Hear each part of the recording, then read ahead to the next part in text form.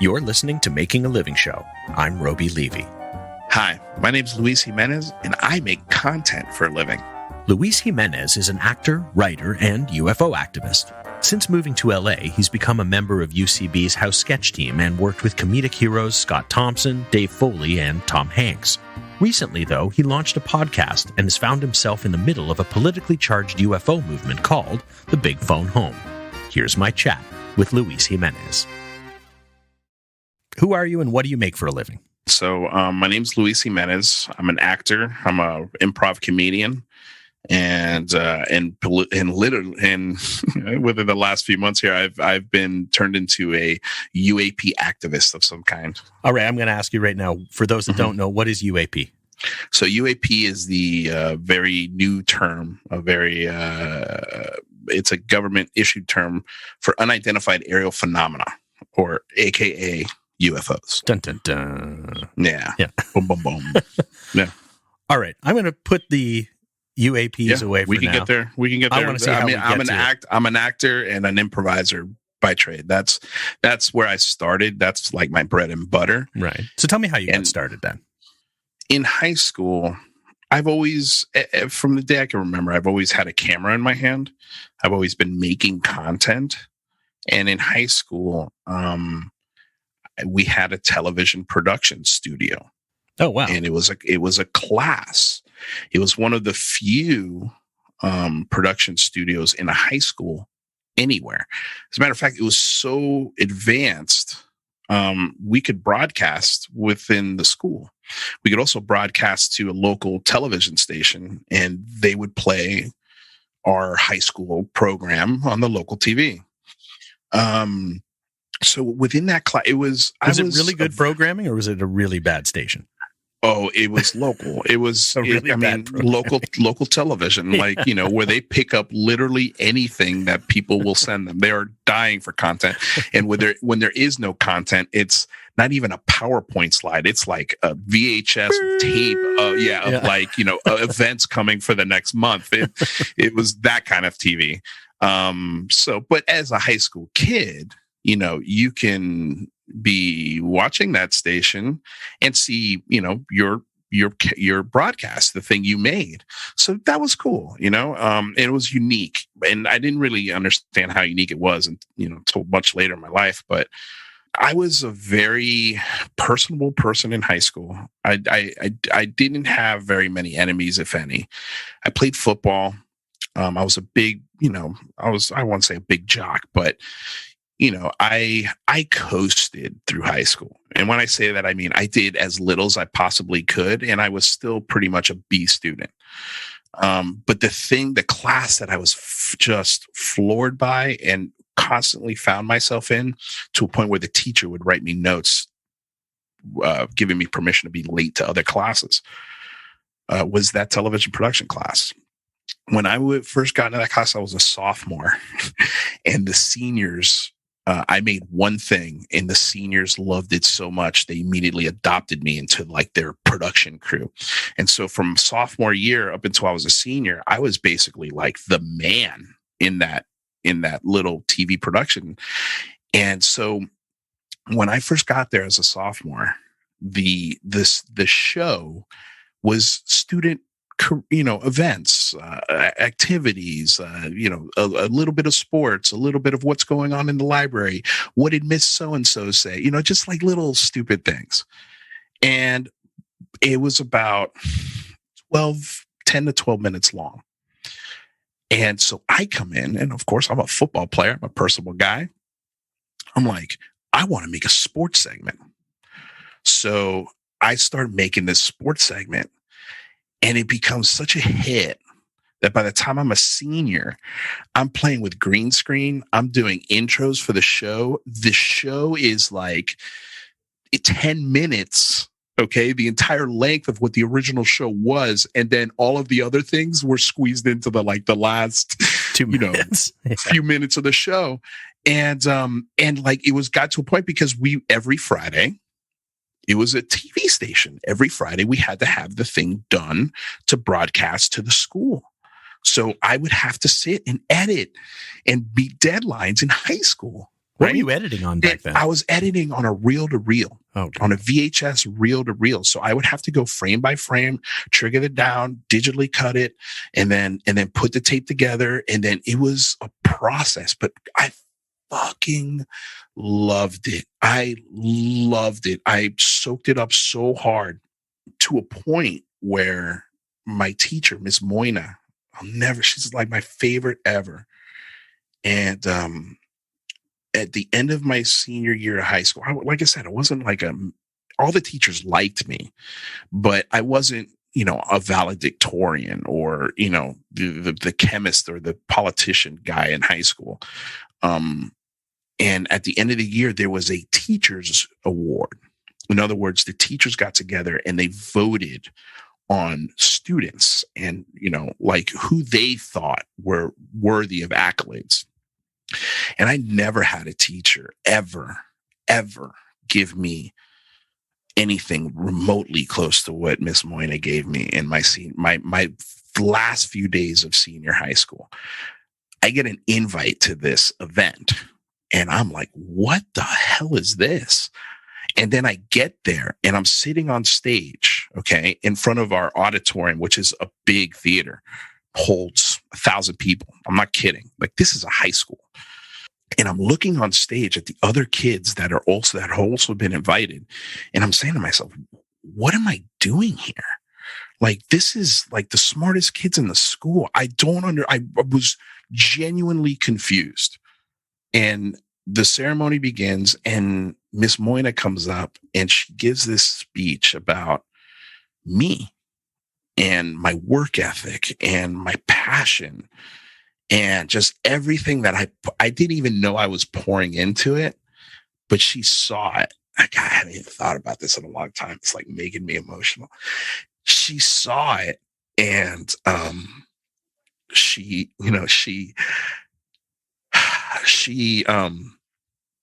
said that for all these people and my parents were there.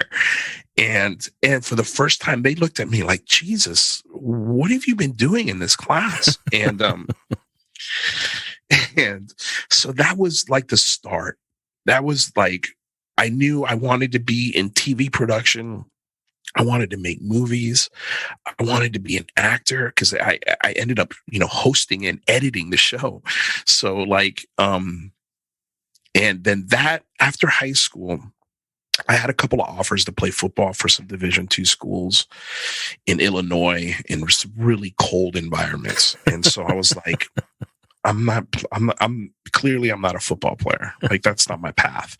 So I decided to not do that. And I attended community college because I was really just like, I didn't know what to do.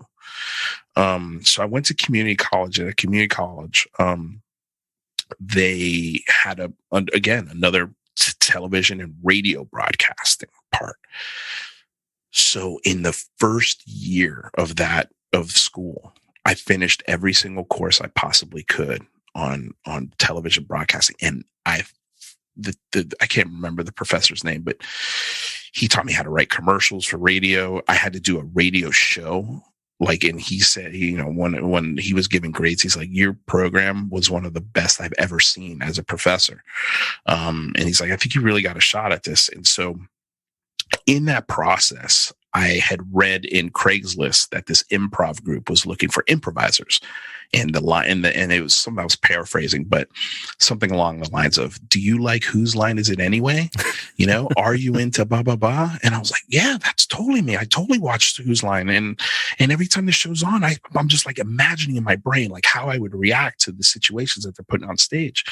And so I took like a duck to water. I went, I auditioned, and they called me before as I was literally, I walked maybe, I don't know, 100 feet, and somebody came running out after me. They're like, dude, you're in. You're in. Okay. So I studied improv in Miami from, I'd say 2000, from like 1999. It was actually like 99 because that's when I graduated high school, to about 2004. And within that time, Miami was not an improv scene. Like, it's Chicago, Toronto, and it really was just Chicago at that point at that time. And New York was kind of coming up. And within that time, we organized the first ever Miami Improv Festival. And that's when I got exposed to some of the funniest shit I've ever seen in my life, especially from Chicago. There was this group called the Defiant Thomas Brothers, and they had this like really tight 15-minute improvised show that wasn't improvised. It was all sketch, but you could tell everything was inspired by an improv scene. It was so good, dude. And I was like, that's it. I got it. I'm not going to be able to do that kind of work here because it's just it's only one improv group. I have no options. I need to go somewhere where I've got a lot of options. So serendipitously, around the same time, my buddy, who's like one of my best friends now, and I didn't know at the time, this guy Joe Tex was introduced to me by my fellow improviser buddy Dave Zeltner in Miami. And Joe's from New York, and he was doing an improv group out in Long Island, and I was at the time thinking about moving to New York City or Chicago because those were the two spots for improv. So he came down, I met his friends, and we just hit it off. It was just like, oh shit, I'm moving to New York. That's it. So I moved in, I grabbed all my shit. And I put it in, like, I went to a surplus store. I bought a big, like, army duffel bag, put as much stuff as I could in there, found an apartment, and moved to Forest Hill, Queens. And then that's where I studied improv from 2004 all the way up until 2010. I did improv at the UCB. I did a bunch of sketch stuff with primarily the guys I worked with was a company called Face Off Unlimited. And now they have a show in St. Mark's Place that is sold out every week. I mean, it's insane. It's one of the best improv shows in the country. And not only that, it's the only improv theater that I know of that pays their actors.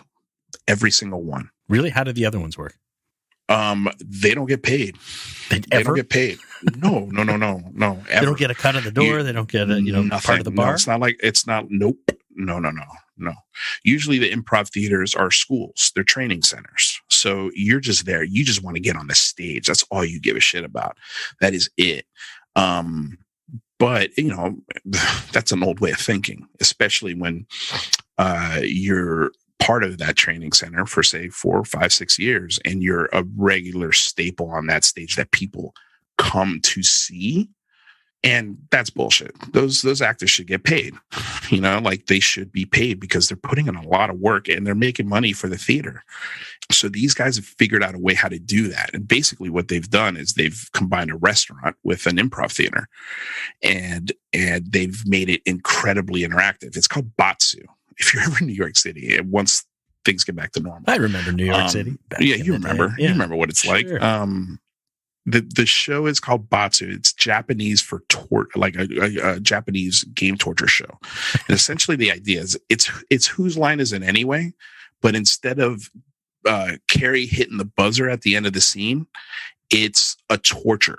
So, if you do a bad scene, or if you made a mistake, or something goes wrong, or if you sing the wrong, the thing doesn't rhyme, whatever the game is, they cut something off. If you break, no, not that extreme. It's like you get, like a torture would be like you have to put your hands in a sushi boat full of mouse traps, or you've got to you got to wear a scene with one of those shock collars for like a dog. And what's really, really, really cool about this show is it sounds barbaric, right? As I'm telling you. And even if you buy the tickets, you're going to walk into that theater going, what the hell is going on?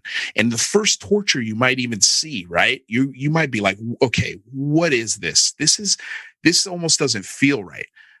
But then you start laughing. And by the second game, I don't even think it takes a second game. By the end of the show, you are a Roman mob. You are screaming for their blood. Like, it is so. I've done the show a bunch of times, but I've also sat in the crowd and watched the crowd turn, and it's really fun to watch because it's like, wow, you want to see mob mentality? Go to this show. it's a blast, man. They got beer, they got sake, there's Japanese hosts. It's super diverse. It's hilarious. It's a great like group thing to do. I feel like I'm plugging my friend's improv group in New York, but it's awesome. But anyway, yeah. So from there, I moved to Los Angeles and I continued to study improv and acting out here. And were you doing UCB? And yeah, when I moved out to LA, well, so the first thing that happened was I came out here to start doing the Groundlings, and I started doing the Groundlings, and I hated it. Nothing against the Groundlings. What was I think maybe it just didn't feel as natural. The guy who was teaching the class, I had a feeling didn't like me for whatever his reasons were. I don't know. It just felt a little more cliquey. But I also have a lot of friends that have gone through the program who are brilliant. Like, I mean, we're talking about Will Ferrell, okay, has gone through that program. Some of the greatest, minds that have ever been in the comedy game, and people that I know now that are making extraordinary career leaps that I know who have all gone to the Groundlings, and they've even come to me and they're like, Lou, you should do it one more time. Maybe that first class was just, you had a bad teacher, whatever it was. But everybody's like, dude, you would kill it there. But I just never got back to it. I really like the format and the comfortability of the UCB style of improv. Groundlings was more sketch and character based. What's UCB more? It's improv. It's gut. It's reaction. It's pure reaction. And the thing I love about improv is the more honest you are, the better the scenes tend to be. So the vulnerability is also just scary, but a lot more of a high. Like, I can write a sketch, and sketches are funny, but there's nothing like being on a stage with 4 or 5 other performers and having an epiphany, a point in the show, especially if you've worked together a lot. It's like a band. You can read each other's moves. So if you want to go on a solo, everybody backs up. It's like, okay, Lou's going on a solo. If you want to lay back and like, it's like you could read each other's minds. So the scenes become just magical. And the best part about it is you'll never see it again. Yeah. Ever. And I loved sometimes, well, if you were in the cult that was the UCB in the early 2000s. And when I say that, I mean, you were there for every Sunday. They did ASCAT in the UCB Theater in New York City. And ASCAT is the main improv group. It had Horatio Sands, it had Amy Poehler, it had Matt Besser, it had the original 4 from the UCB were in ASCAT, and every Sunday, the ASCAT was a free show. It was their only free show at the time, and it was the best show. The only deal was you had to show up like 3 or 4 hours early to get in line to go see an ASCAT show. And I would see stuff on that stage, and then I'd watch Saturday Night Live the following week because they had a full 6 days to pitch it and work on it in the SNL. You would see little moments in ASCAT that would pop up as sketches at SNL. Right. And it was just like I was in that. It was so cool. So yeah, but when I moved to LA, I really stopped doing improv because I was writing and I was helping guys make stuff, and just trying to get a footing into Los Angeles, trying to get an agent, trying to do this, trying to do that. And I was dirt poor. I bought a scooter when I first moved out to LA. I actually just bought another scooter because it's actually the best mode of transportation out here. I remember that first scooter. Yeah, it was a little tiny little Yamaha or Honda. It was a little Honda, like 150. Dude, I could tell you some stories about that. But the coolest one was when after I moved to Los Angeles, I bought that scooter in the first, I think, 10 days I lived here. And then 2 days later, another Craigslist ad, it was a production company from a movie that Tom Hanks was directing, and they were putting out a casting call for people who had scooters because Tom Hanks was looking for a scooter gang for this movie he was directing. And I look at this ad, I'm like, what are the odds, man, that I move out to Los Angeles and this is the first acting gig, not that I saw. Like this is the first one I actually went on. So I get on I call my buddy Kevin. I'm like, hey, Kev, there's this, because he also had a scooter. I was like, dude, there's this little casting call down in Van Nuys, over in North Hollywood. They were doing it at that Sportsman's Lodge. You know where that is, Robi? Yeah. In North Hollywood. Okay, Sure. so that's where the audition was. And so I had to drive from West High, and mind you, I just bought this scooter. Okay. I had to drive this little thing, and I'm a big guy. Okay. Like I'm 6 foot, and probably at this way, I'm probably weighing like 260, 270. Okay. I'm a big dude. And so I hop on this scooter, and I call my buddy Kevin. I'm like, hey, I tell him about the casting. I'm like, you want to come? He's like, yeah, man, that'd be cool. We had to get up super early. But the thing that I remember clear as day was it was the first time I took this scooter through Coldwater Canyon.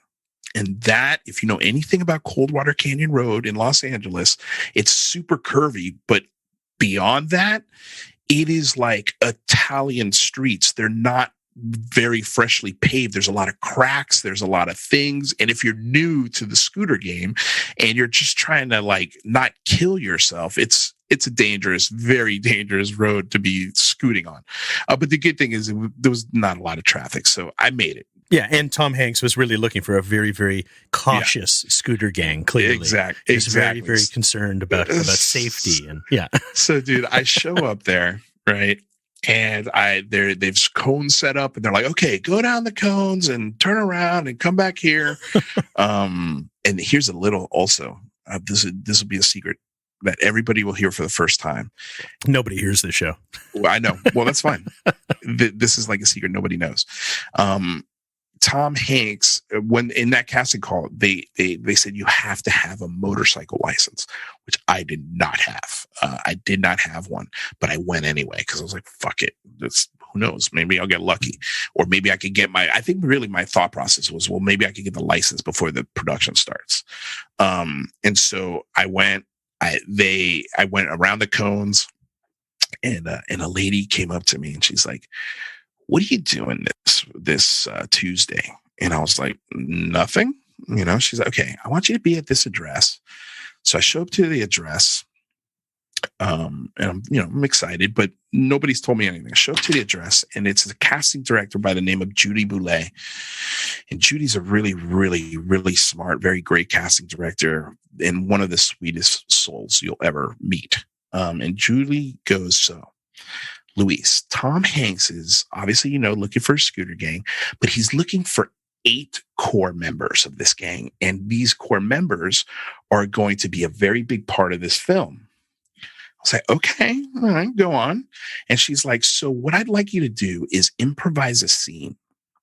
And she's like, do you know what improv is? I'm like, yeah, I know what improv is. A little bit. And she goes, okay, I pretend like you're in a speech class and you're giving a speech on something that's super simple. Like, for example, changing a tire or making a waffle or, whatever, doing toast, like brushing your teeth, something as mundane as I can. And I started thinking, I'm like, okay, well, I really love video games. So let me do a monologue on how video games are going to be the communications of the future, because of course I made it super complex because, and I could explain, the Stone Age sort of evolution of the first Atari to where we are today, and how now people can communicate, and it's this beautiful platform for people to connect and get to know one another. So I do this scene, and she's just, ear to ear smiles. And she's like, I love you. She's like, I'm going to send your tape over to Tom. And she's like, are you available Friday? We may have you come back in and do something else.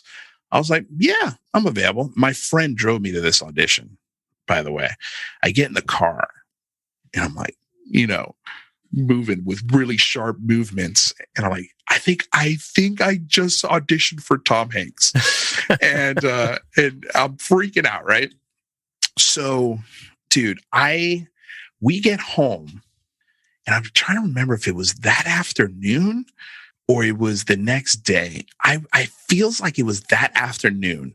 I get a phone call from Judy, and she goes, okay, Louis, Tom loved your tape and he would like to offer you the role of Scooter member something. And you'll be directed by Tom. You'll be working for about a month and a half. I don't have a lot of details right now, but I just wanted to let you know you got it. Wow. And it's going to be, she's like, you're going to have a really big part. Like, you're going to be part of this. Like, she made that very clear. And I'm like, Judy, first words out of my mouth, Judy, can you do me a favor? She's like, yeah. Like, can you say all of that one more time? Because I really just wanted to hit me. And so she did. She went all through that again. I hang up the phone with her and I look at my friend and I'm like, I think I just got cast in a Tom Hanks movie. And I'm like fucking freaking out, right? I pick up the phone. First phone call, of course, is Mom, right? Clear. As I'm dialing, I get a phone call from Judy again. First words out of her mouth this time were, I'm so sorry. I'm so sorry. Please don't be mad at me. And honestly, I was so elated at that point. I told her, Judy, there's nothing you can say to me right now that will bring me down. So just say it. And so she goes, so Tom was originally trying to get an actor for the role that we just cast you in. He wasn't available. When I hung up the phone with you, his agents called us and he became available. So your role is you'll still be in the gang, but you're not going to have a big speaking role like we thought. And I was like, that's fine. But she also ended that with, but Tom will still be directing you. You'll still be working very close with him. And I'm like, yeah, that's awesome. I didn't take it as bad news at all. Because I also knew that all I needed to do was just get on set. Just get me on set. Let me talk to people. Let me, rub shoulders. And it got to a point where, Tom called me on my days off when I wasn't supposed to be there. And he's like, hey, I'm at Paramount. Can you shoot over here real quick? We're doing this scene and we kind of need you. And I'm like, yep. And that was right when I was in the Groundlings class. And I had to leave my second class because I was like, sorry, guys, I got to go to Paramount. Tom Hanks just called me. And everyone's like, what? I'm like, yeah, that's crazy. Of course, that's the most asshole thing to say. It's such a douchey thing to say. And I wish I'd never said that, but it was cool. And it was true. Like, that's the first time and it was true. Yeah. And Paramount was right down the street. So they're like, make sure you got to go home and get your jacket and your helmet because they, make sure things match because I had like this jacket. So long story short, dude, I'm rambling. This is going way longer probably than you wanted to, but it's a podcast. It goes on forever. Anyway, if you don't like it, fast forward. Fast forward. So anyway, so I worked with him for a month. There were moments his producer, Gary Getzman, loved me and tried to give me lines multiple times. And every time he did, this executive producer would come in his ear and say something. And they'd be like, I'm so sorry, Lou. We can't do it according to the production rules. Because if they upgraded me, then that means my pay goes up exponentially. Right. And this was a small production. But, it was Neo Vardalos who wrote it, who wrote My Big Fat Greek Wedding. The name of the movie is called Larry Crown. It didn't end up being a very big hit. It's a cute little film, but it's not very memorable. But I got to work with Tom. Tom put me on the poster of the film. But what I found kind of disappointing, and the theatrical release, I was in it a lot more. By the time I got to DVD, I was in it a lot less. And by the time I got to like HBO, it was like, you could see me. I'm clearly there, but it's just not anywhere near as much as I was in the first. And I also didn't get any like credits, which I was kind of bummed about because it was like, oh man, like, why didn't you guys credit me? I was part of the film for so long. And I don't know if that was like a SAG rule thing because I wasn't a member of SAG. I was doing that's how I got into SAG, was that film, because I worked on it for so long. I got my waivers in one job, which is rare. Right. I got to work on one of the best production sets in Hollywood, which is rare. But you want to know what's really funny, Robi? You know who the actor was that took my part? Who was it? Rami Malek. Oh, really? Yeah.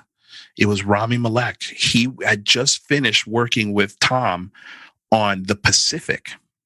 And he really liked Rami's work on that, and he really wanted him for this film. But Rami just wasn't. He was like doing, I think, like Night at the Museum or something. And I mean, this is the guy who played Freddie Mercury. Now he's an Academy Award-winning actor, and so I could kind of look at that and go, well, I'm okay with that. Like I lost the role to Rami fucking Malek. Like, okay, cool. Well, even just like casting by type, like that's a weird person for you to lose a role to. They weren't looking for a type. They were just looking for the best person to fit that role. It wasn't we were looking for a Latino guy or a black guy or something like that. They were very ambiguous. They were just looking for the best thing. And it was, Rami Malek was a much bigger name. Yeah, no, absolutely. It sucks. Sucks. Like it sucks because that would have been a great launching point for me. Rami Malek didn't need that part. I mean, you go back and watch the film. I think, honestly, I would have been way better in it. And that's not an ego thing. Like, I would have been way better in that movie than Rami Malek because I would have wanted it more. And because of your scooter skills. And, of course, my scooter skills. Yeah, dude. I just, it's just one. And I've had a lot of moments like that as an actor. And that's the thing. If you're going to get into this, expect to really fail a lot. And even when you're succeeding, you're sometimes failing. It's a really weird business. Well, how do you stay motivated when something like that happens? I mean, for a lot of people, that's like, shit, my dream is right there. I'm on set with Tom Hanks. I am making right out of the gates. How do you keep going after that? I'll tell you, Tom Hanks liked me. So it's not like I'm on the wrong path. Mm-hmm. You know what I mean? Like, if I had never got cast in the first place, that would have been a failure. But that was a confirmation for me. I was like, well, if I can impress Tom Hanks, like he cast me, he's like, that's the guy. What more confirmation do you need? And I mean, that's how I met you. Like that was honestly that meeting you and how we did a film together. That for me was a bigger confirmation than Tom Hanks. Well, I am far more important and talented than Tom Hanks. Infinitely Clearly, more important. With a lot more foresight. I knew what you had, so I actually gave you lines. So that's the difference. I had lines in that, and also I got to work with two of my favorite, who I looked up to as, the standard, the comedy standard, like Kids in the Hall. That the little film I did, The Immigrant, which this is how I met Robi. We met at a film festival, and out of that meeting, I met Scott Thompson, and he was hanging. They had a film in the festival, and it was the funniest fucking film of the whole festival. And I was looking at the guys that we submitted a film with, and I was like, dude, ours is nowhere near good enough. Look at this. Like, look how funny this is, man. It's so sharp. And that's why I don't work with those guys really much anymore, because it's like, I have a very high standard, and I know what good comedy is. And I didn't want to be dictated by a bunch of guys who'd never taken a comedy class on how to write a comedy movie. So it's very, very frustrating, but it did get us into that festival as one of, probably the just good enough films to get in. Well, I mean, it introduced me. Hold on. It introduced me to you guys. You know what I'm saying? So that's what I'm like. Look, it's the film we put in there. God, I wrote it. It was my idea. But it's not the way I wanted it to be. But that's the thing with making films, making television, and making stuff is there's a lot of concessions along the way. There's concessions in terms of most of it comes down to money and time and resources to get the right people, to get the best stuff, to get all the right things there. I mean, we all go through that, and nobody sets out to make something that's anything less than stellar. I mean, that's for sure. The intentions are always there. Yeah. It's the execution. But here's the thing. Well, but your film was a lot better than you're giving yourself credit for. It was good. Sure. It was good. But I could tell you, if we go back right now and we watch both of those films from the exact same time period, yours is going to hold up infinitely better than ours. Well, but listen, infinitely. They're different things. You guys wrote a sketch. We wrote a film. Yeah. That's the difference there. Correct. Agreed. But it's also they could still be as sharp. They could still be as from a content perspective, they could still hold a standard. And as an artist, look, because I know how and the reason why I know this is because I did a short film by myself. I don't think I've shared this with you. God, I got to send this to you. It's not a film. It's actually a pilot. It's the concept is the world's first late night internet talk show hosted from my scooter. And I'm an immigrant. I'm playing an immigrant. Okay. So it's like, think of this guy who just freshly came across the border and somebody gave him a whole bunch of money to make a TV show. And this is what he comes up with. Right. So, it was a labor of pure love for me. And I think it's my best work ever. And I submitted this as a pilot to a digital, branch of NBC. First I pitched them and they're like, I could tell they liked it, but they weren't 100% convinced. So I'm like, you know what? I got a credit card. And I was like, I'm making this because of worst case scenario, they don't like it. I can take it elsewhere. So I made it. They didn't like it, or they liked it, but they just didn't feel as the right fit, which I've vehemently disagreed with. And the dumb thing I did is I gave it to my agent or my manager. And I said, well, see what you can do with it. And he did nothing. So here we are 5 years after I've made this, Robi. I, out of a whim, because I was submitting a resume for an editing position. And out of a whim, I put this film in that resume, but I watched it again. I hadn't looked at it in like 4 years. I watched it and I laughed my ass off. And I don't do that with my work unless I'm very, very critical. And then I watched it again and again and again. And I'm like, God damn, this is funny. So I took that and I hit up my friend, Raphael Augustine, who is one of the organizers. He's got a little hand in the Latino, the Los Angeles Latino International Film Festival, which is it's a film festival run by Edward James Olmos. And I run it and I did not send it because I wanted to put it in the festival. I just wanted to get his opinion on it. I was like, listen, I shot this a few years back and I'm curious, is this festival worthy? You know? And he writes me back, first of all, I fucking love it. I think it's hilarious. He's like, I don't know if I could put it in this year's festival because we're a little late in the process. I'm like, no. Like, that's not what I wanted. Yeah, I just wanted your opinion. He's like, well, my opinion is I absolutely adore it. I think it's a little too short for our festival. But what I did, because I really don't know, he says, what I did is I forwarded it to the programming director of the festival. She loved it. And she hit him back. She's like, I want to put this in the festival. That's the good news. The bad news is you still got to pay the festival fees. So I'm an official selection of the 2021 Latino International Film Festival. Amazing. And now I'm looking at myself and I'm going, why did I not do this earlier? You know what I mean?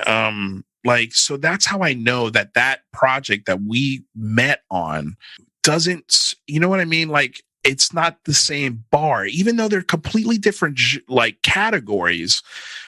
We didn't win any awards. You guys did. And it's not because Scott Thompson was in it. I'm sure that has a part to do with it, but because it's sharp, it's well written, it's really well thought out, it's original. But that's the stuff that I credit Scott and, of course, my brother Josh. Yeah.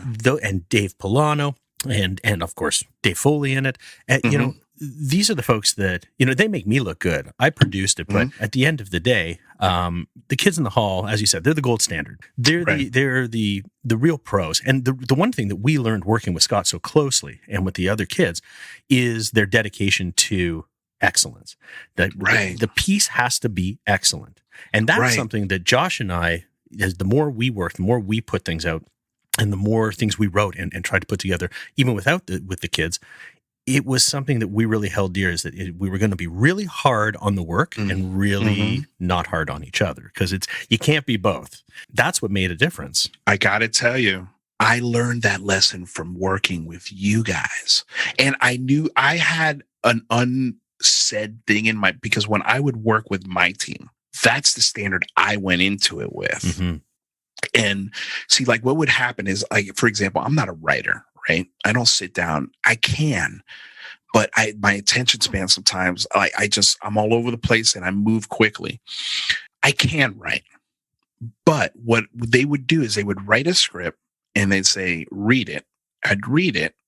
And then I'd say, it's not good enough. Here's where I'd change it. Here's where it could be sharpened. And this part here, I have no idea. I think we should actually like workshop it. Like, Right. let's do the scene and see where it naturally goes. And I was always met with, well, why don't you write it? What are we doing here?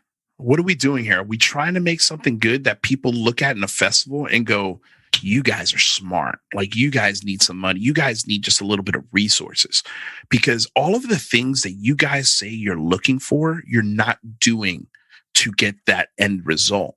And then and that's why your films hold up. Your films will be good in 20 years. Those Mouth Congress, Cheers. The Immigrant, those films will be gold in 20 years. They'll still be relevant. They'll still be relatable because, like you said, Dave and Scott, it has to be excellent. It cannot fall below that bar or you're not going to make magic. What do you want to make? Do you want to make magic or do you want to make shit that nobody sees? There's an interesting thought about this, right? I mean, at the same time, right? Not everybody can come into making stuff, whether it's film or whether it's, crafts or little widgets or whatever you're making. You've got to make enough stuff too. You have to make enough mistakes. You have to keep on looking at it, challenging yourself, refiguring it, and doing better the next time, right? So if you don't make enough stuff, you certainly can't make enough mistakes to correct. And it can be really hard, of course. As you're saying, it's like you came in with a vision, you came in with a level of excellence that you were hoping to achieve to realize what you were thinking, what you were seeing. Mm-hmm. If it falls short, I mean, listen, almost everything I've ever done falls short. That's the reality. Of course. And that actually includes The Immigrant. That includes 52 4-pounds, Maskathon, all of these things, because nothing can be as good as you're imagining it. Now, that said, if you can get it darn close, if you can get it as close as you can, then you have something that's worth watching for other people. You know the story. They may not, Yes, absolutely. I 1,000,000% agree with you. But the only thing I will say is that if you're doing that, but you don't have the standard that you're trying to hold yourself to, you're never going to get any better. You have to put a goal on it. You have to put a standard, because you're right. Your first film is going to suck. Absolutely. Your second film, is still going to suck, but it should be better than the first. It certainly shouldn't suck in the same way. You should fix those things. You can't keep making something terrible the same way over and over and over. It's not going to work. You're spinning your wheels. You have to, and you also have to look. You have to have the ability to say, this isn't good enough, and I'm not going to put it out until it is. And the flip side is you also have to know when something's good and not stick it in a drawer for 4 years and wait to send it to a festival. You also have to put your stuff out there. You got to take your lumps. You got to see somebody. You say, you know what? I put my thing out there. It did okay. It got some laughs. It wasn't awesome. I kind of got showed up by something else, or I wish I had been involved. But then you go and meet those folks. You go and see those folks. And you go and follow those folks. And you sit there and go, I'm going to learn a little something here. Well, and it goes back to how we met. Like, if it wasn't for that crappy little thing that didn't meet my standard, but was good enough to get into the festival. Right. You know what I mean? Like, it opened the doors for me to learn and grow more. So that's all I'm saying is even if you find yourself working with folks that maybe you don't agree with, or after some time you go, man, this just isn't changing. This is the same level. We're missing the same details. And you know what? Turn around and start your own shit, because you're ready. It's like, the best way I work in a lot of restaurants, right? And I've been doing it for as long as I've been acting. You consider myself a professional waiter. I've gotten to a point now where I'm like, I could run this goddamn restaurant. Like, I could open a restaurant if I want, and I'd be really successful. It's just not what I want. It's just not what I want. Well, tell me about what you want. What's the ultimate goal? What are you trying to achieve? Well, man, that definition has really changed for me, because I the pandemic has really put a damper on my career, auditions, performing on stage. Like, right before the pandemic happened, I had reached, the thing about the UCB is I would always constantly be involved in it, but I never finished it because every time I almost finished it, I would get a part, or I'd get a movie, or I'd get a commercial, or I'd get something where I would have to repay for the class. And I'm a poor actor. I can't pay for a $600 class twice just because I missed 2 classes. I could pass the class. I'm qualified to go on to the next one, but I can't because of your fucking rules, your stupid rules. So, this last year, right before the pandemic, I really focused. I said to myself, I need to finish these courses and I need to try and get on a team, whether it be an improv team or a sketch team. And that's what I did.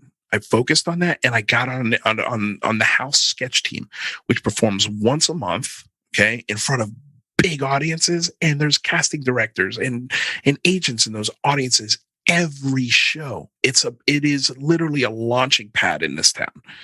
2 days before we do, or 2 weeks before we do our first show, the theater closes. So what's weird is, so I start a YouTube channel, of course.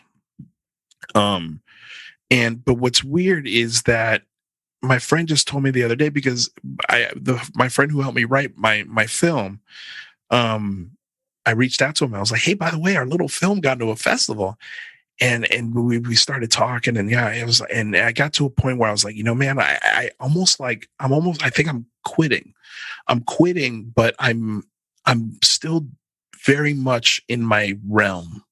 It's almost like I've shed a cocoon and now I'm almost like a butterfly. But as I did that, all of a sudden I get my film into a film festival. It's like the thing that I don't want anymore is now going, hey, we want you now. Look at this.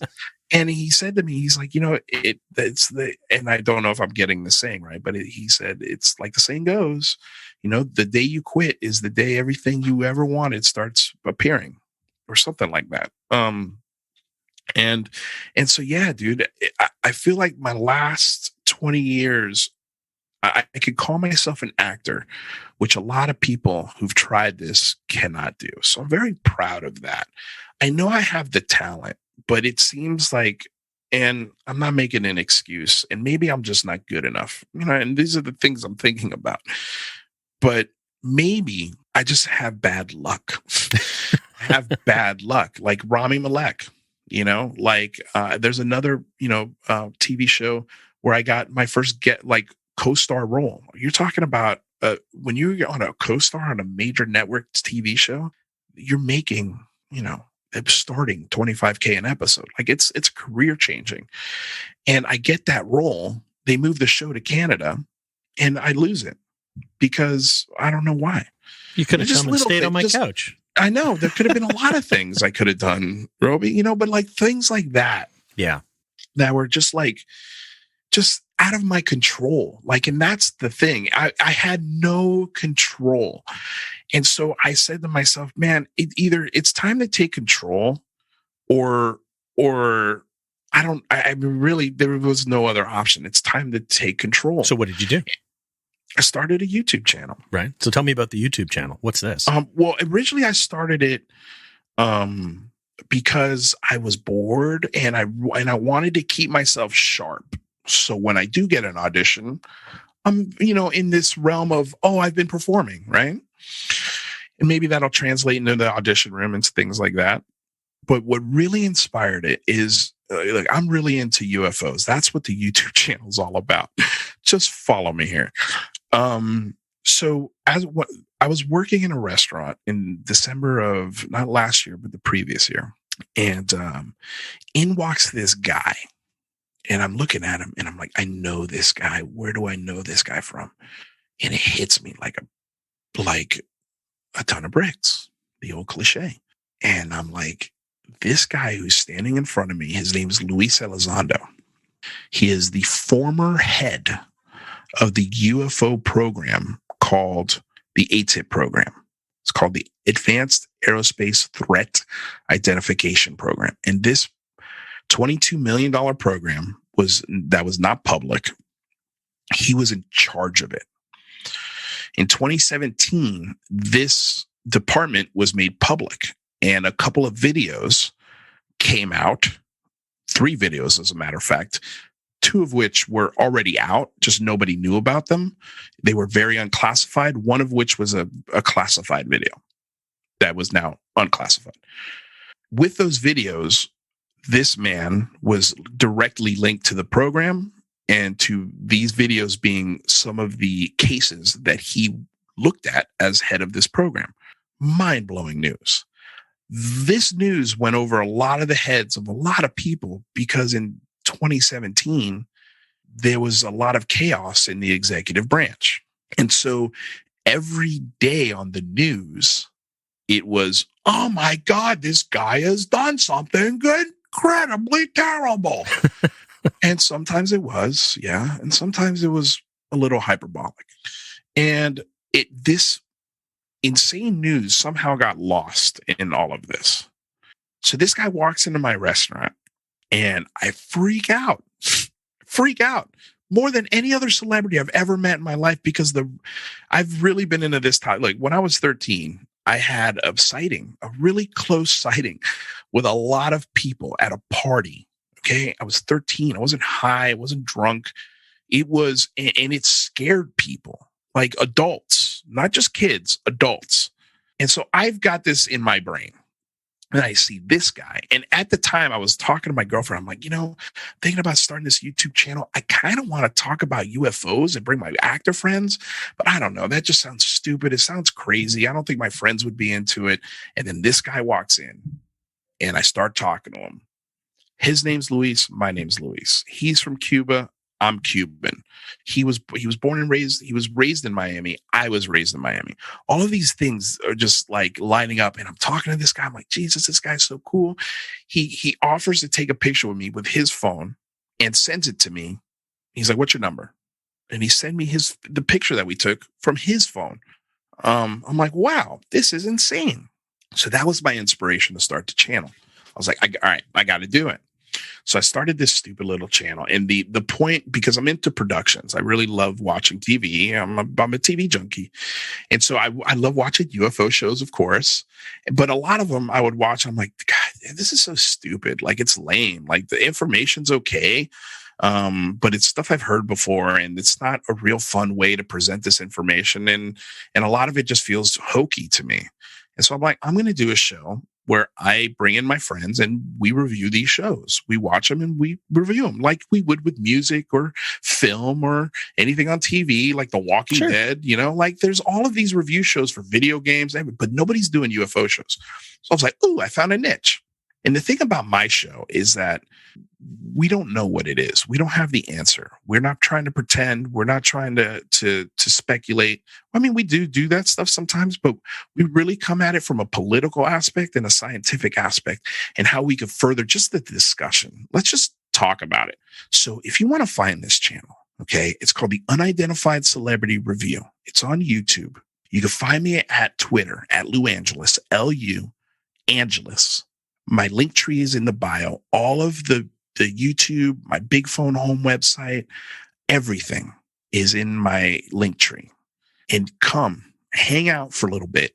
I've got my dad on this show. I've made my dad a star. Okay, like that's how much I'm tripping on content, Robi. So much that I was like, Dad, you want to be part of this? Because I think people would love you. And they do. They love him.